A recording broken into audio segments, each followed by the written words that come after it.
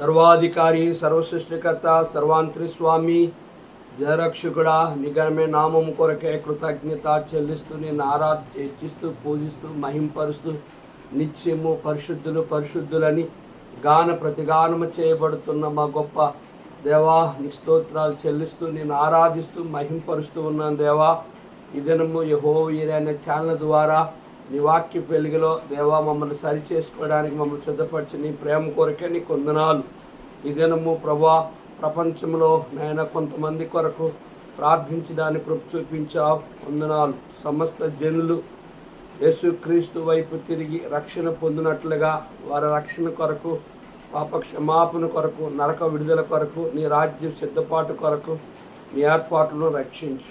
పరిపాలన చేసే నాయకులు దేవా నమ్మకంగా ప్రజలకు మేలు చేసేవారుగా సిద్ధపరచు. కరువుల్లో వైరస్లతో బాధపడుతున్న ప్రజల రక్షణ విడుదల కొరకు ప్రార్థిస్తున్నాను. ప్రపంచ దేశములలో ఉన్న ఉగ్రవాదుల మార్పు కొరకు ప్రార్థిస్తున్నాను. ప్రపంచ దేశంలో ఉన్న క్రైస్తవ సంఘముల కొరకు ప్రార్థిస్తున్నాను. యుద్ధంలో జరుగుతున్న దేశంలో శాంతి సమాధానములు అనుగ్రహించినట్లుగా ప్రార్థిస్తున్నాను. సువార్తను ప్రకటించే అనుమతి లేని దేశంలో దేవా అనుమతి కొరకు ప్రార్థిస్తున్నాను. ప్రపంచ దేశంలో ఉన్న ముస్లింలు దేశాలు రక్షణ కొరకు ప్రార్థిస్తున్నాను. ప్రతి దినము దేవుని చిత్తము సంపూర్ణంగా నెరవేర్చబడినట్లుగా ప్రార్థిస్తున్నాను. ప్రపంచంలో ఉన్న అన్ని దేశముల మధ్య సమైక్యత మరియు సమన్వయము కొరకు ప్రార్థిస్తున్నాను. ప్రభా, నీవే నీ సహాయమును దయచేయమని దేవా నీ వాక్య వెలుగులో మాతో మాట్లాడమని యేసు నామములో వేడుకుంటున్నాం తండ్రి, ఆమేన్.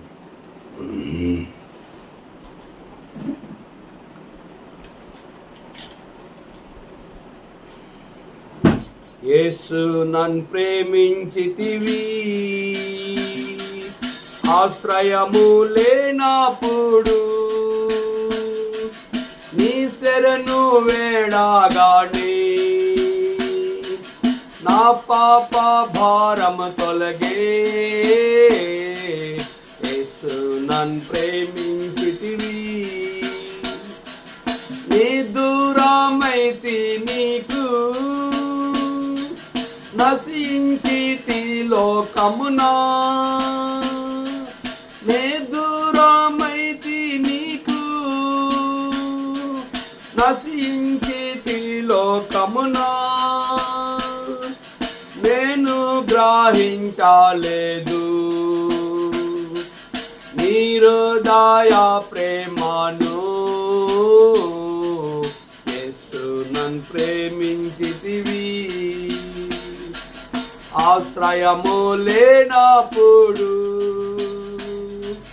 నీ శరణు వేడగానే నా పాప భారము తొలగే. యేసు నన్ను ప్రేమించితివి, నే తలచలేదెప్పుడు నా అంతమే మౌనాన్ని. నే తలచలేదెప్పుడు నా అంతమే మౌనాన్ని. నా పాపములచే నేను నిన్ను విసిగించితిని. యేసు నన్ను ప్రేమించితివి, ఆశ్రయము లేనప్పుడు నీ శరణు వేడగానే నా పాప భారము తొలగే. యేసు నన్ను ప్రేమించితివి, నిన్ను నే గాంచగానే నా జీవితం మారేను. నిన్ను నే గాంచగానే నా జీవితం మారేను. నేనెంతో గ్రోచబడి నిన్నంగీకరించేది. యేసు నన్ను ప్రేమించి ఆశ్రయము లేనప్పుడు నీ శరణు వేడగానే నా పాప భారము తొలగే. యేసు నన్ను ప్రేమించితివి, రక్షణ దొరికే నాకు, రక్తముతో నన్ను కడిగి. రక్షణ దొరికే నాకు, రక్తముతో నన్ను కడిగి. రయముగా నీ చెంతాకు రక్షక తెచ్చితివి. యేసు నన్ను ప్రేమించితివి, ఆశ్రయము లేనప్పుడు నీ శరణు వేడగానే నా పాప భారము తొలగే. యేసు నన్ను ప్రేమించితివి,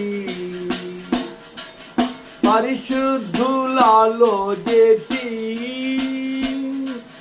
పరమ స్వాస్థ్యమునిచ్చి. పరిశుద్ధులలో చేర్చి పరమ స్వాస్థ్యమునిచ్చి. పూర్ణాధికారమునిచ్చి పరలోకం తెరచేతివి. యేసు నన్ను ప్రేమించితివి, ఆశ్రయము లేనప్పుడు నీ శరణు వేడగానే నా పాప భారము తొలగే. యేసు నన్ను ప్రేమించితివి.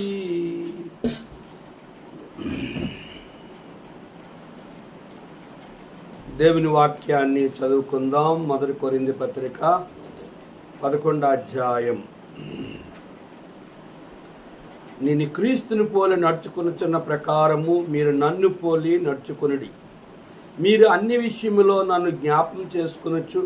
నేను మీకు అప్పగించిన కట్టడలను గైకొనుచున్నారని మిమ్మను మెచ్చుకొనుచున్నాను. ప్రతి పురుషునికి శిరస్సు క్రీస్తనియు, స్త్రీకి శిరస్సు పురుషుడనియు, క్రీస్తునకు శిరస్సు దేవుడనియు మీరు తెలుసుకొనవాలని కోరుచున్నాను. ఏ పురుషుడు తల మీద ముసుగు వేసుకొని ప్రార్థన చేయనో లేక ప్రవచించునో ఆ పురుషుడు తన తలను అవమానపరచును. ఏ స్త్రీ తల మీద ముసుగు వేసుకొనక ప్రార్థన చేయనో లేక ప్రవచించునో ఆ స్త్రీ తన తలను అవమానపరచును. ఎల్లనగా అది ఆమెకు క్షౌరముగా చేయబడినట్టుగానే యుండును. ఆ శ్రేష్ఠాంబు గ్రంథములో ఎచ్చోట చూచిన ఆధరణయున్నది, సుఖదుఖములో వాగ్దానమున్నది. విశ్వాసముంచి ధ్యానించుడి, విశ్వాసముంచి ధ్యానించుడి. ప్రభునందు ప్రియమైన యెహోవా ఈరే అనే ఛానల్లో వింటున్న దేవుని సేవకులకు, పరిశుద్ధులకు, మా ప్రియులైన దేశీయులకు ప్రభువైన యేసుక్రీస్తు నామములో మీ అందరికీ నా హృదయపూర్వక వందనాలు చెల్లిస్తున్నాను. దేవుని వాక్యాన్ని వింటున్నారు, మా కొరకు ప్రార్థిస్తున్నారు గనుక మేము కూడా మీ కొరకు ప్రార్థిస్తున్నామా గనుక మీరు మా కొరకు ప్రార్థిస్తున్న నమ్ముతూ ప్రభువుని స్తుతిస్తూ ఉన్నాను. కనుక దేవుని యొక్క వర్తమానంలోనికి గత ముందు వర్తమానము నేను క్రీస్తుని పోలి నడుచుకొనుచున్న ప్రకారము మీరు నన్ను పోలి నడుచుకొనుడి అనే వర్తమానాన్ని విన్నాం. కనుక ఇప్పుడు రెండవ వర్తమానాన్ని ఈ 11వ అధ్యాయంలో విందాం. అపోస్తలుడైన పౌలు కొరింథీ సంఘానికి ఈ ఉత్తరాన్ని ఎఫెసు సంఘములో చెరసాల్లో సంఘం ఎఫెసు మరి చెరసాల్లో ఉంటూ పౌలు గనుక కొరింథీ సంఘానికి ఈ ఉత్తరాన్ని రాస్తూ చాలా విషయాలు సంఘములో స్త్రీలు ఏ రీతిగా ఉండాలి, పురుషులు ఏ రీతిగా వారు ఉండాలి, ఏ రీతిగా ప్రార్థించాలి, ఏ రీతిగా వారి వస్త్రధారణ, వారి యొక్క తల వెంట్రుకలను పెంచుకుంటే విషయంలో ఏ రీతిగా ఆయన నామమునకు మహిమకరముగా జీవించాలి అనేది అపోస్తలుడైన పౌలు మొదటి విషయం చెప్తూ, నేను క్రీస్తును పోలి నడుచుకొనుచున్న ప్రకారము మీరు నన్ను పోలి నడుచుకొనుడి. కనుక ప్రభువైన యేసుక్రీస్తు వారిని అపోస్తలుడైన పౌలు పోలి నడుచుకున్నాడు. అనేక మంది భక్తులు, దేవుని సేవకులు, పరిశుద్ధులు పౌలును పోలి నడుచుకున్నారు. కనుక వంటకాల సమయంలో స్త్రీల పాట పాడుతూ మీకు వినిపించాను. అక్కడ అనేక మంది స్త్రీలు వారి యొక్క జీవితంలో ఇతర స్త్రీలకి మాదిరిగా ఉన్నట్లుగా మనము వారి జీవితాల్లో అనేక మంది స్త్రీలకు ఎంతో ప్రభావితమైన మార్పు కలిగే స్త్రీలుగా మనకు కనబడినట్లుగా గత వారము పాట పాడుతూ వచ్చారు. ముందు వర్తమానములో ఇక్కడ గమనించినట్లుగా అయితే గనుక యేసు ప్రభువారిని ప్రేమించే వారే ఆశ్రయించిన వారికి ఆయన పాప నుంచి విడిపించి ఆయనే తోడుగా ఉండి వారి ద్వారా ఆయన వారిని దీవించే దేవుడుగా ఉన్నట్లుగా ఇప్పుడు మనం పాట పాడుకుంటూ మార్పు కలిగి క్రైస్తవ జీవితంలో ఉండాలనేది పాటను మనము పాడుకున్నాం. ఈ యొక్క 2వ వచనం చూస్తే, మీరు అన్ని విషయములో నన్ను జ్ఞాపకం చేసుకొనొచ్చు, నేను మీకు అప్పగించిన కట్టడలను గైకొనుచున్నారని మిమ్మును మెచ్చుకొనుచున్నాను అని అపోస్తలుడైన పౌలు కొరింథీ సంఘములో ఉన్న విశ్వాసులను, అక్కడున్న పెద్దలను, అక్కడున్న పరిశుద్ధులను, అక్కడున్న క్రీస్తుని ఎరగనట్టుగా సంఘానికి వచ్చి వెళ్ళిపోతున్న వారి కొరకు కూడా అపోస్తలుడైన పౌలు ఇలాగా అంటూ ఉన్నాడు, మీరు అన్ని విషయంలో నన్ను జ్ఞాపకం చేసుకుంటున్నారు. నేను చెరసాల్లో ఉన్నప్పుడు కూడా, నేను బంధకాల్లో ఉన్నప్పుడు కూడా, నేను సువార్తలో ఉన్నప్పుడు కూడా, నేను పలు కష్ట సుఖాలలో, వ్యాధి బాధల్లో, పలు రకముల సువార్తలో, సేవా పరిచర్యలో నేను ఏ రూపంలో ఉన్నప్పుడు కూడా మీరు నన్ను జ్ఞాపకం చేసుకుంటూ నా కొరకు ప్రార్థిస్తున్నారు అని నేను మిమ్మల్ని గురించి సంతోషిస్తున్నాను. ఓ కొరింథీ సంఘస్థులారా అని అంటూ, నేను మీకు అప్పగించిన కట్టడలను అంటే పర్యాయములను గైకొనుచున్నారని మిమ్మను మెచ్చుకొనుచున్నాను. అంటే మీరు దేవుని వాక్యాన్ని విని అనుసరిస్తున్నారు, గైకుంటున్నారని నేను మిమ్మల్ని గురించి మెచ్చుకుంటున్నాను అంటాడు. యోహాను ప్రకటన గ్రంథం రాసిన యోహాను ఆయన ఈ రీతిగా రాస్తూ వచ్చాడు. 3వ వచనములు, 1వ అధ్యాయము 3వ వచనం, సమయము సమీపించింది గనుక ఈ ప్రవచన వాక్యము చదువువాడును వాటిని విని ఇందులో వ్రాయబడిన సంగతులను గైకొను వారు ధన్యులు.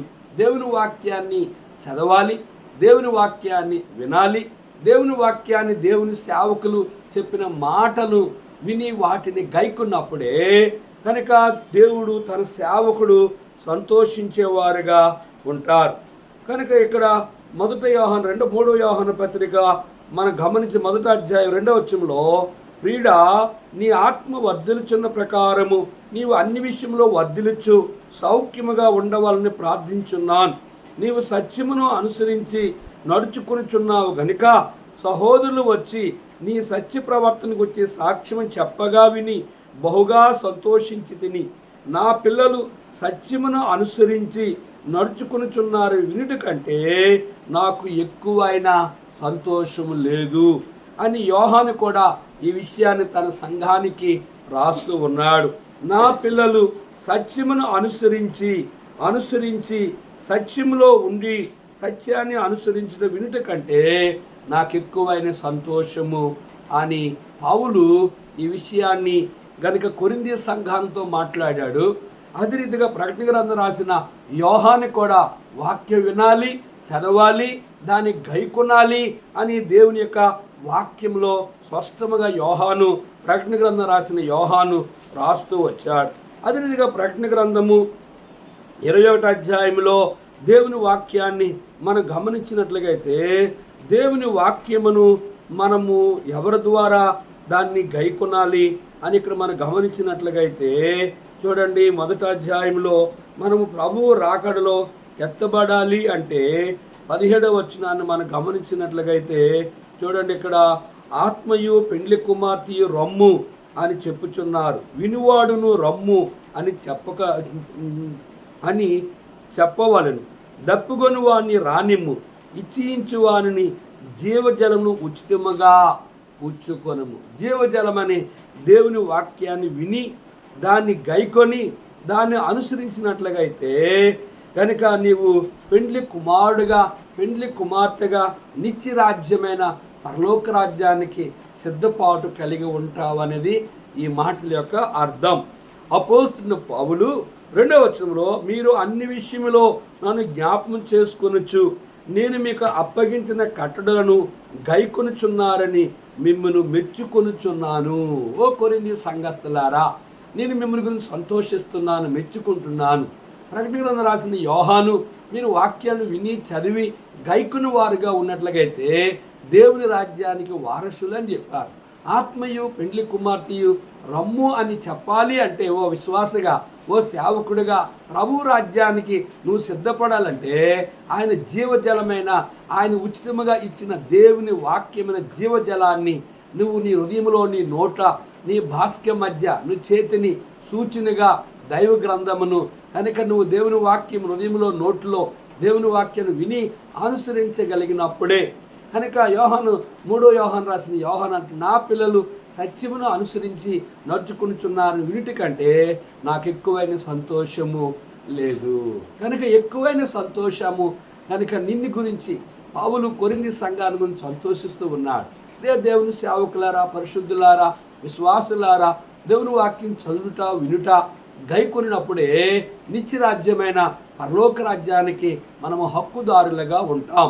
నా పిల్లలు సత్యమును అనుసరించి వినుట కంటే నాకు ఎక్కువైన సంతోషము కలదు. కనుక మనము దేవుని సంతోషపెట్టాలి. అదే విషయాన్ని పిలుపు పత్రికలో మనం గమనించినట్లయితే మనము ప్రభువైన యేసుక్రీస్తు వారికి ఆ అపోస్తలుడైన పౌలుకి ఎలాగుండాలని దేవుని లేఖనమును మనం గమనించినట్లయితే ఈ రీతిగా మొదట పిలుపు పత్రిక 4వ అధ్యాయం మొదటి వచనం, కావున నేను అపేక్షించిన ప్రియ సహోదరులారా, నా ఆనందమును నా కిరీటమునై ఉన్న నా ప్రియులారా, ఇట్లు ప్రభువునందు స్థిరులై ఉండుడి. కనుక ఆనందముగా ఉండాలి, దేవునికి సేవకునికి కిరీటముగా ఉండాలి. నా ప్రియులారా, ప్రభువునందు మీ విశ్వాసమును స్థిరులై ఉండాలి. విశ్వాస జీవితంలో, సేవా జీవితంలో, సంఘ జీవితంలో కనుక అపోస్తలుడైన పౌలు కొరింథీ పత్రిక 1 కొరింథీ పత్రిక 15వ అధ్యాయము 58వ వచనంలో ఇలాగ అంటూ ఉన్నాడు, నా ప్రియులారా, నా ప్రియ సహోదరులారా, మీ ప్రయాసము ప్రభువునందు వ్యర్థము కాదని ఎరిగి స్థిరులను కదలని వారును ప్రభువునందు ప్రభువు కార్యాభివృద్ధి అందు ఎప్పటికీ ఆసక్తులై ఉండుడి. స్థిరులుగా ఉండాలి. ఎప్పటికీ కూడా ప్రభువునందు మన ప్రయాసము వ్యర్థము కాదని స్థిరులను కదలని వారును ప్రభువు కార్యాభివృద్ధి అందు ఎప్పటికీ ఆసక్తులై ఉండాలి అనేది కొరింథీ సంఘానికి పౌలు ఈ మాట తెలియజేస్తూ ఉన్నాడు. 3వ వచనం గమనిస్తే, ప్రతి పురుషునికి శిరస్సు క్రీస్తునియు, స్త్రీకి శిరస్సు పురుషుడనియు, క్రీస్తునకు శిరస్సు దేవుడనియు మీరు తెలుసుకొనవాలని కోరుచున్నాను. కనుక అపోస్తలుడైన పౌలు కొరింథీ సంఘములో ఉన్న స్త్రీ పురుషుల్ని ఉద్దేశించి ఏం చెప్తున్నాడంటే, ప్రతి పురుషునికి శిరస్సు క్రీస్తు అని, పురుషునికి శిరస్సు క్రీస్తు యేసుప్రవారు, స్త్రీకి శిరస్సు పురుషుడు, క్రీస్తునకు శిరస్సు దేవుడు అంటే యెహోవా అని అర్థం చేసుకోవాలి. యేసుప్రవారికి తండ్రి ఎవరు అంటే యెహోవా. కనుక ఈ రీతిగా కనుక ప్రతి పురుషునికి శిరస్సు క్రీస్తుగా ఉండాలి, యేసుప్రభు ఉండాలి. స్త్రీకి శిరస్సు భర్త అయి ఉండాలి. క్రీస్తుకి శిరస్సు యెహోవా దేవుడై ఉండాలి. ఈ రీతిగా ఒక దైవ క్రమాన్ని, ఒక ఉద్దేశాన్ని పరిశుద్ధాత్మ దేవుడు ఈ రీతిగా బయలుపరుస్తూ ఉన్నాడు. భార్యకి శిరస్సు భర్త, భర్తకి శిరస్సు యేసుప్రవారు, యేసుప్రవారికి శిరస్సు తండ్రి అయిన దేవుడు. కనుక ఈ రీతిగా మనము దేవుని చిత్తములో ఆత్మీయ తీవ్రత కలిగి ప్రభువును సేవించే వారంగా ఉండగలిగినప్పుడే సంఘము ప్రతి విషయంలో క్రీస్తుకి లోబడినట్లుగా ఎఫెసీ పత్రికలో మనం చూస్తాం. చూడండి, ఎఫెసీ పత్రిక 5వ అధ్యాయంలో దేవుని వాక్యము ఈ రీతిగా సెలవిస్తూ ఉంది.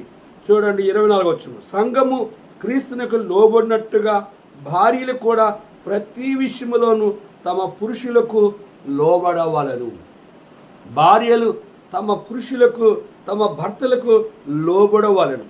22వ వచనం, స్త్రీలారా ప్రభువునకు వలె మీ సొంత పురుషులకు లోబడి ఉండుడి. స్త్రీలారా మీ సొంత పురుషులకు ప్రభువుకి ఎలాగ లోబడుతున్నావో, ప్రభు మాట ఎలాగింటున్నావో, భార్యలారా నీవు దేవుని మాట ఎట్లా వింటున్నావో నీ భర్త మాట కూడా ఆ రీతిగా వినాలి అని పరిశుద్ధాత్ముడు తెలియజేశాడు. 23వ వచనంలో, క్రీస్తు సంఘమునకు శిరస్సునులాగున పురుషుడు భార్యకు శిరస్సై ఉన్నాడు. క్రీస్తే శరీరమునకు రక్షకుడై ఉన్నాడు. కనుక సంఘమునకు శిరస్సు ప్రభువై ఉన్నాడు. కనుక భార్యకి శిరస్సు భర్త అయి ఉన్నాడు. భర్తకి శిరస్సు క్రీస్తు అయి ఉన్నాడు. యేసు ప్రభు వారికి శిరస్సు తండ్రి అయిన దేవుడై ఉన్నాడు. ఆ రీతిగా శరీరమైన భార్యను సంరక్షించేది, రక్షకుడిగా ఉండేది ఎవరంటే భర్త. ఈ రీతిగా దేవుని యొక్క ఉద్దేశాన్ని మనము నెరవేర్చవాలని 27వ వచనంలో, పురుషులారా మీరును మీ భార్యను ప్రేమించుడి, అటువలే క్రీస్తు కూడా సంఘమును ప్రేమించి అది కలంకమైనను ముడతైనను అట్టిది మరి ఏదైనా లేక పరిశుద్ధమైనదిగాను నిర్దోషమైనదిగాను మహిమగల సంఘముగాను ఆయన తన ఎదుట దాన్ని నిలబెట్టుకున్న వాళ్ళని వాక్యముతో ఉదక స్థానము చేత దాన్ని పవిత్రపరిచి పరిశుద్ధపరచుటకై దాని కొరకు తన్ను తాను అప్పగించుకును.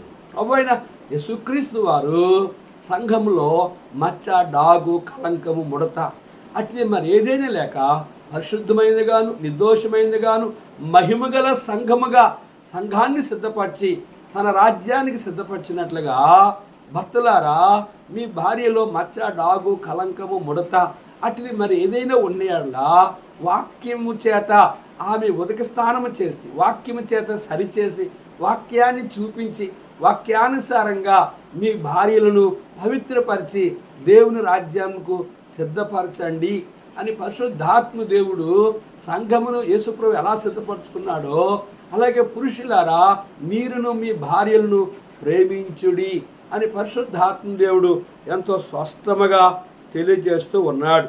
4వ వచనంలో, ఏ పురుషుడు తల మీద ముసుగు వేసుకొని ప్రార్థన చేయనో లేక ప్రవచించనో ఆ పురుషుడు తన తలను అవమానపరచును. ఏ పురుషుడు తన తల మీద ముసుగు వేసుకొని ప్రార్థన చేయనో ఆ పురుషుడు తన తలను అవమానపరచును. కనుక పురుషుని యొక్క శిరస్సుకు పురుషుని యొక్క తలకు శిరస్సు యేసుప్రభు వారు కనుక యేసుప్రభు వారికి నువ్వు ప్రార్థన చేసినప్పుడు పురుషుడిగా నీవు తల మీద ముసుగు వేసుకొని ప్రార్థన చేస్తే యేసుప్రభు వారిని నీ తలని బట్టి అవమానపరిచేవాడివి. పురుషులు ఆ రీతిగా తల మీద ముసుగు వేయకూడదు. ఇంకా రెండవ విషయం చూస్తే, ఏ స్త్రీ తల మీద ముసుగు వేసుకొనక ప్రార్థన చేయను లేక ప్రవచించను ఆ స్త్రీ తన తలను అవమానపరచును, ఎల్లనగా అది ఆమెకు క్షౌరము చేయబడినట్టుగానే యుండును. స్త్రీ ముసుగు వేసుకొన ఎడల ఆమె తల వెంట్రుకలు కత్తిరించుకొనవలను. కత్తిరించుకుంటైనను క్షౌరము చేసుకుంటకైనను స్త్రీకి అవమానమైతే ఆమె ముసుగు వేసుకోవాలి. కనుక ఏ స్త్రీ తల మీద ముసుగు వేయదో ఆమె తల వెంట్రుకలు కట్ చేసుకోవాలి. కనుక ఏ స్త్రీ తల వెంట్రుకలు కట్ చేసుకునుట తనకి పురుషుల్లా కట్ చేసుకుంటూ తనకు అవమానమో ఆ స్త్రీ తన తల వెంట్రుకలు పెంచుకుంటూ ఆమె తన తల మీద ముసుగు వేసుకోవాలి అనేది దీని యొక్క అర్థం.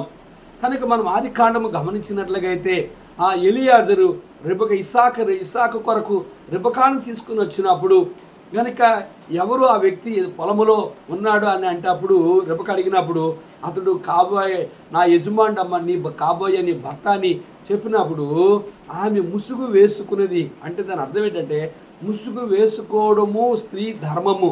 అంటే కనుక రాజులు తమ భార్యలు తమ రాజుగారి వైపు కళ్ళు ఎరగించడం కానీ అతన్ని ఒకే చూపుతో అతన్ని చూసి భయపెట్టడం కానీ చూపుల ద్వారా భయపెట్టడం కానీ చేయకూడదు.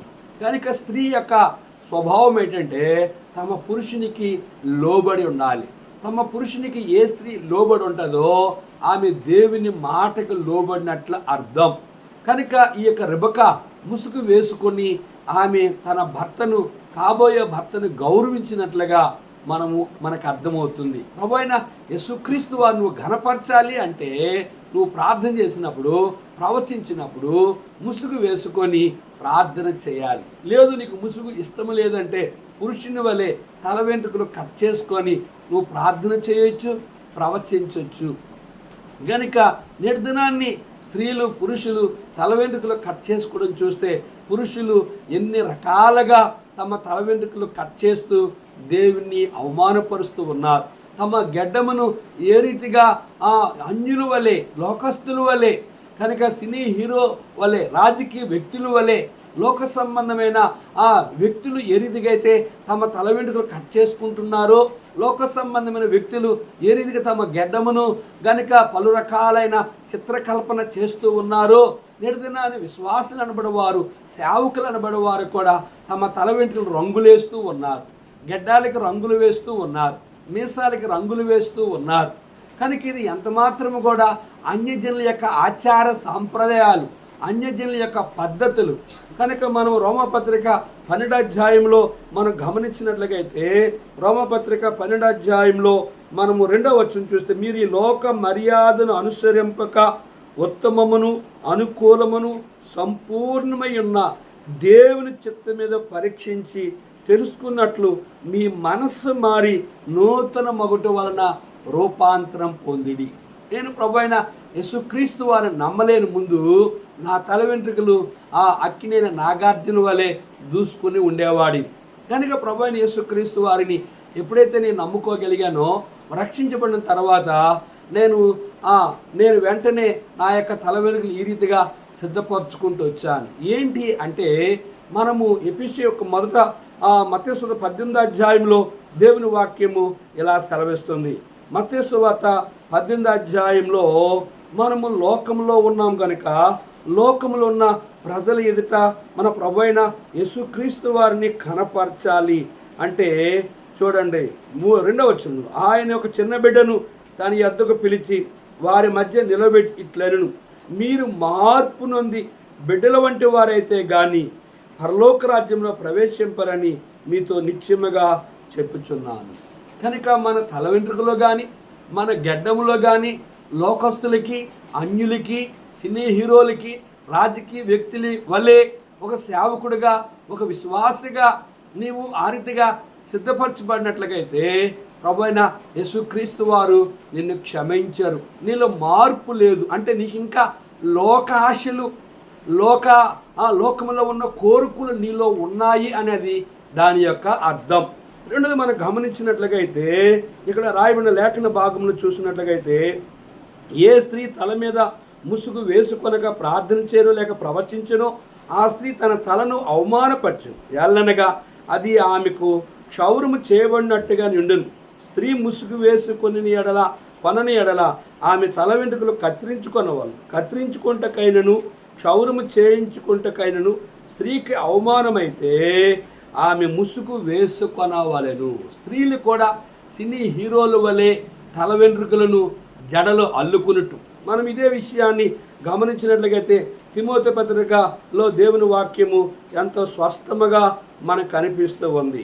చూడండి, 1 తిమోతి పత్రిక 3వ అధ్యాయంలో దేవుని వాక్యమును 2వ అధ్యాయంలో ఇక్కడ చూసినట్లయితే చూడండి, ఇక్కడ ఎంతో స్పష్టంగా రాయబడ్డాది. 9వ వచనం, మరియు స్త్రీలను అనుకవయు స్వస్థ బుద్ధి గల వారి ఉండి తగుమాత్రపు వస్త్రముల చేతనే గాని జడ్లతోనైనను బంగారముతోనైనను ముత్యములతోనైనను మిగిలి వెలగల వస్త్రముతోనైనా అలంకరించుకొనక దైవభక్తి గల వారమని చెప్పుకున్న స్త్రీలకు తగినట్లుగా సత్క్రియల చేత తమ్మును తాము అలంకరించుకొనవలను.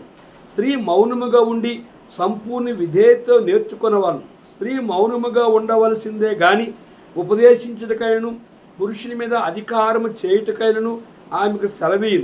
మొదట ఆదామును తర్వాత అవ్వయు నిర్మింపబడిన కారా? మరియు ఆదాము మోసపరచబడలేదు కానీ స్త్రీ మోసపరచబడి అపరాధములో పడిను. అయినను వారు స్వస్థ బుద్ధి కలిగి విశ్వాస, ప్రేమ, పరిశుద్ధుల యందు నిలకడగా ఉండిన ఎడల సుప్రస్తుత ద్వారా ఆమె రక్షింపబడును. గమనించారా? స్త్రీలను అనుకువగా ఉండాలి, స్వస్థ బుద్ధి గలవారు ఉండాలి, తగుమాత్రపు వస్త్రము ధరించుకునే వారు ఉండాలి, జడలతోనైనను బంగారముతోనైనను ముత్యములతోనైనను మిగులు వెలగల వస్త్రములతోనైనా అలంకరించుకొనక. ఈ అలంకరించుకుంది ఎవరంటే లోక సంబంధమైన స్త్రీలు. యేసుప్రభువుని ఎరగని వారు, సినీ హీరోలు, లోక సంబంధమైన రాజకీయ సంబంధమైన స్త్రీలు వాళ్ళు ఇష్టం వచ్చినట్లుగా వాళ్ళు ప్రవర్తించవచ్చు. కానీ దేవుని సేవకురాలుగా, దేవుని పరిశుద్ధులైన దేవుని పిల్లలుగా, స్త్రీలుగా దైవభక్తి గల వారని చెప్పుకొను స్త్రీలకు తగినట్లుగా ఉండాలి. సత్క్రియలు అంటే మంచి క్రియలు, మంచి పనులు చేసేవారు ఉండాలి. తమ్మును తాము క్రీస్తునకు అంగీకారంగా ఉండి అలంకరించుకోవాలి. స్త్రీ మౌనంగా ఉండాలి, సంపూర్ణ విధేయతో నేర్చుకోవాలి. స్త్రీ మౌనంగా ఉండవలసిందే కానీ ఉపదేశము చేయకూడదు, పురుషుని మీద అధికారము చేయకూడదు. ఎందుకంటే మొదట దేవుడు పురుషుని చేసి తర్వాత స్త్రీని చేశాడు. పురుషుడు మోసపరచబడలేదు కానీ అవ్వ మోసపరచబడి అపరాధములో పాపములో ప్రపంచాన్ని ముంచివేసింది. అయితే శిశు ప్రసూతి ద్వారా ఆమె రక్షింపబడ్డది. ఎవరు ఆ శిశువు అంటే మన ప్రభు అయిన యేసుక్రీస్తు వారు ఈ లోకానికి వచ్చి పరిశుద్ధుడిగా జన్మించి పరిశుద్ధుడిగా సిలువలో ఆయన చనిపోయి రక్తము కాచి తిరిగి లేచిన ద్వారా ఆయన రక్తము ద్వారా మనకు పాపక్షమాపణ కలుగుతూ వచ్చింది. కనుక ఇంకా మనం లేఖన భాగాన్ని గమనించినట్లయితే పేతురు పత్రికలో దేవుని వాక్యం ఎలా సెలవిస్తుంది? 3వ అధ్యాయం, 1 పేతురు 3వ అధ్యాయంలో, అటువలి స్త్రీలారా మీరు మీ స్వపురుషులకు లోబడి ఉండుడి, అందువలనే వారిలో ఎవరైనను వాక్యమునకు అవిధేయులైతే వారు భయముతో కూడిన మీ పవిత్ర ప్రవర్తన చూచి వాక్యము లేకుండానే తమ భార్యల నడవడ వలన రాబట్టబడవచ్చును. జడలు అల్లుకొనుటయు, బంగారు నగలు పెట్టుకొనుటయు, వస్త్రమును ధరించుకొనుటయు, వెలిపిట అలంకారం మీకు అలంకారముగా ఉండగా. వెలిపిట అలంకారం అంటే వెలుపులు అంటే లోకం, లోక సంబంధమైన అలంకారం, లోక సంబంధమైన లిప్స్టిక్లు, లోక సంబంధమైన జడలు, లోక సంబంధమైన బంగారము, లోక సంబంధమైన వెండి, లోక సంబంధమైన బట్టలు అలంకరణ చేసుకొని లోక సంబంధ స్త్రీలు వలె కనుక నీ వస్త్రధారణ, నీ దేహమును ఇతడికి కనబడినే వస్త్రాలు కలిగి ఉండకూడదు. అది లోక సంబంధమైన స్త్రీలు వలె నీవు ఉండకూడదని ఎంతో స్పష్టంగా దేవుని వాక్యం. నువ్వు ఎట్లా ఉండాలి? ఇక్కడ చూస్తే 4వ వచనం, సాధువైనట్టి మృదువైనట్టని అను గుణమును అక్షయ అలంకారము గల మీ హృదయపు అంతరంగ స్వభావము. అంటే కిందనే ఉంది అంతరంగ పురుషుడు. ప్రభువైన యేసుక్రీస్తు వారిని నువ్వు చూపాలి. అంతరంగ స్వభావము మీకు అలంకారముగా ఉండవలను. అది దేవుని దృష్టికి మిగులు విలువగలది. అటువలే పూర్వము దేవుని ఆశ్రయించిన పరిశుద్ధ స్త్రీలను తమ స్వపురుషులకు లోబడి ఇంటుట చేత తమ్మును తాము అలంకరించుకొనిరి. ఆ ప్రకారము శారా అబ్రహామును యజమానుడని పిలుచుచు అతనికి లోబడి ఉండును. మీరును యోగ్యముగా నడుచుకొనొచ్చు. ఏ భయమునకు బెదరిక ఉన్న ఎడలా ఆమెకు పిల్లలగుదురు. అబ్రహాము భార్య శారా తన భర్తని చివరి వరకు కూడా యజమానుడు అని పిలిచి అతనికి లోబడుతూ ఉంది. సంఘము క్రీస్తుకు లోబడుతూ ఉంది. విశ్వాసులైన భార్య, సేవకురాలైన భార్య సేవకునికి లోబడి ఉండాలి. నేటిదినాని భార్యలే పురుషులు భర్తలుగా ఉంటున్నారు, భర్తలే భార్యలుగా విశ్వాస గృహాల్లో ఉన్నారు. నేటిదినాని సేవకుల గృహాల్లో సేవకురాలే మా సేవకుడిగానే వ్యవహారం చేసి సంఘాన్ని అంతటిని కూడా సేవకురాలే నడిపించినట్లుగా స్టాండ్ సిట్ అని ఏది భార్య చెబితే సేవకుడు అవే ఆ రీతిగానే సంఘాన్ని నడిపించే సేవకులు కోకొల్లలుగా ఉన్నారు. కనుక ప్రియా దేవుని సేవకుడా, ప్రియా దేవుని సేవకురాలా, ప్రభువు మిమ్మల్ని క్షమిస్తాడా అంటే క్షమించడు అని అర్థం. కనుక సంఘము క్రీస్తుకు లోబడ్డది, అలాగే కనుక భార్య భర్తకు లోబడ్డది, అలాగే భర్త క్రీస్తుకు లోబడ్డాడు, యేసుప్రభువారు తండ్రి అయిన దేవునికి లోబడ్డాడు. నువ్వు ఆ రీతిగా లోబడే స్వభావము నీలో లేకపోయినట్లయితే కనుక నీ ఇష్టానుసరమైన రీతిలో సేవకురాలుగా ఉండి ఆ దేవుని సంఘాన్ని పాడు చేసి, భర్తకి అవమానాన్ని కలుగు చేసి, సంఘాన్ని అవమాన పాలు చేసి, నేటి దినాన్ని చాలా సేవకుల గురించి విన్నప్పుడు చాలా బాధ కలిగి ఉన్నట్లుగా ఉంటారు. కారణం ఏంటంటే అమ్మగారే సంఘ యావత్తు పరిపాలన, ఇంటిలో పరిపాలన అమ్మగారే పరిపాలన. ఏ సంఘములో అయితే సేవకురాలు సంఘాన్ని నడిపిస్తుందో అక్కడ 100కి 100% దయ్యం ఉంటుంది. అందుకే బైబిల్ బండ మీద సర్పజాడ అంటే దాని అర్థం ఏంటంటే సైతానుడు అక్కడ పని చేస్తున్నాడని అర్థం.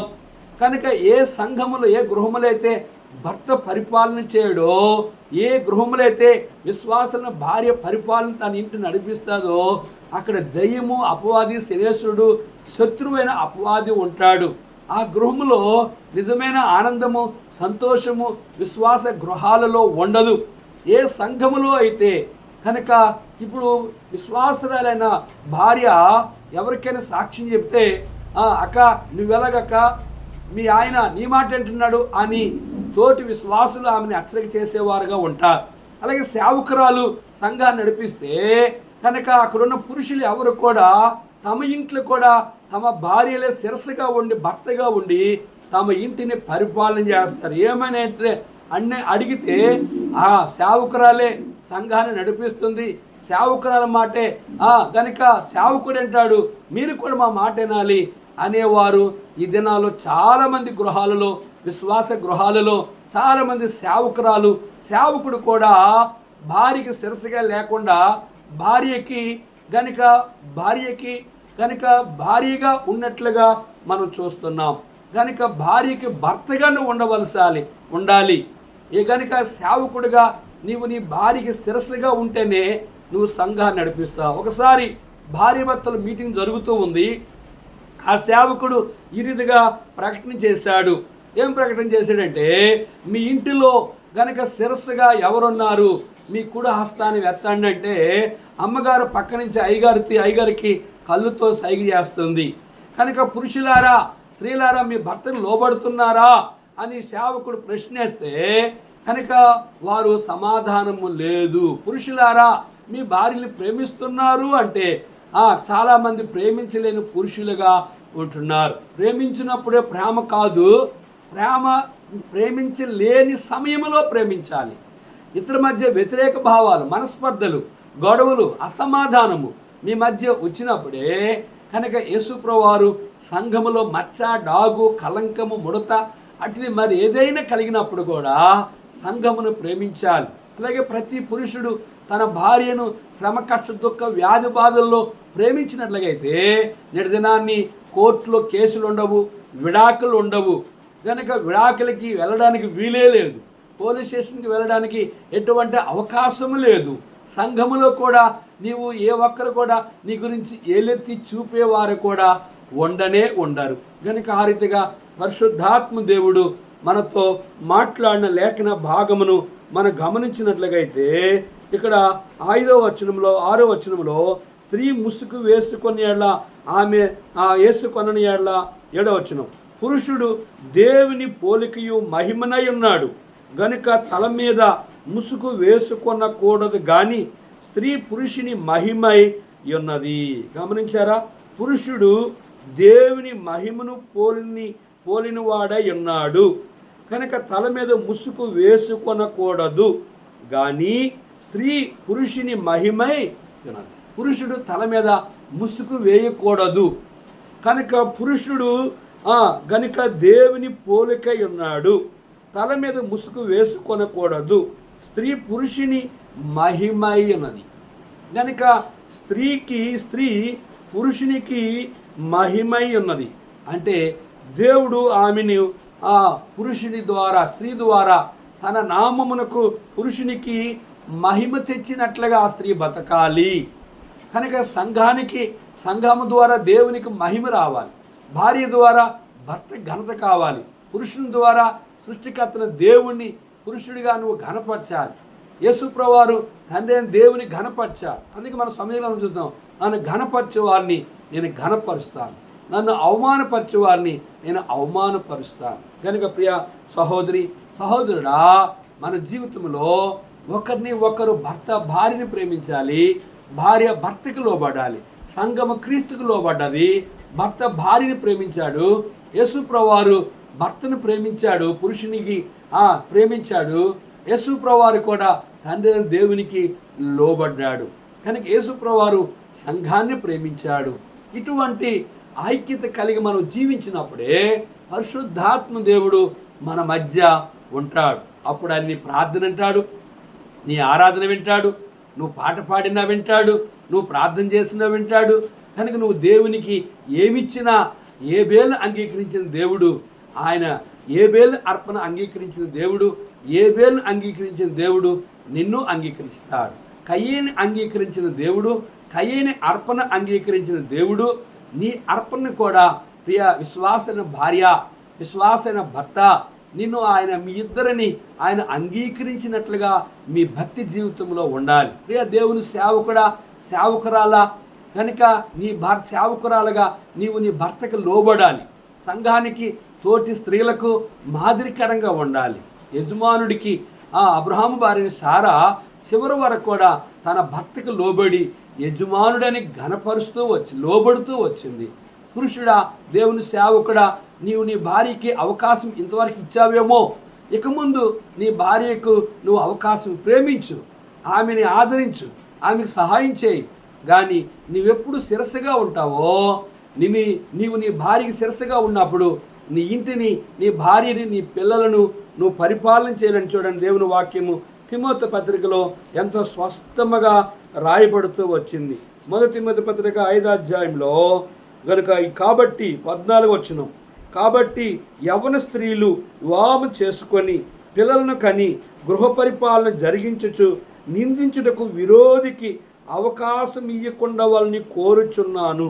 ఇంతకు ముందే కొందరు త్రావు నుండి తొలగిపోయి సాతానును వెంబడించిన వారైరి.